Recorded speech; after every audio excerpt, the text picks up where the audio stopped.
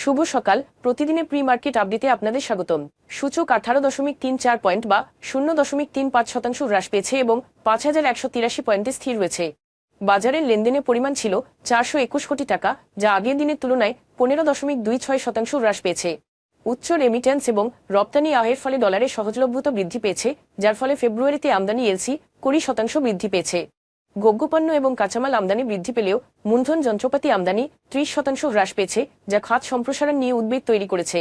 ব্যাংকগুলি অতিরিক্ত অর্থ পরিশোধের উপর জোর দিয়েছে এবং এলসি নিষ্পত্তি আরও বাড়িয়েছে। Bangladesh securities and exchange commission print, electronic, online এবং সোশ্যাল মিডিয়ায় শেয়ার বাজার সম্পর্কিত সংবাদ ট্র্যাক করার জন্য একটি মিডিয়া মনিটরিং সার্ভিস চালু করার পরিকল্পনা করছে।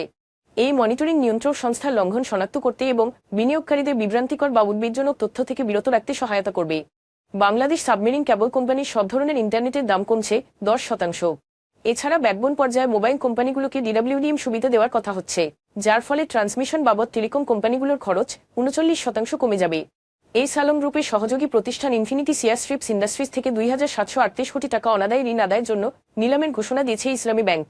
নিলামে চট্টগ্রামে 201.75 একর বন্ধকি জমি অন্তর্ভুক্ত রয়েছে, যার দরপত্র 27 এপ্রিল পর্যন্ত খোলা থাকবে।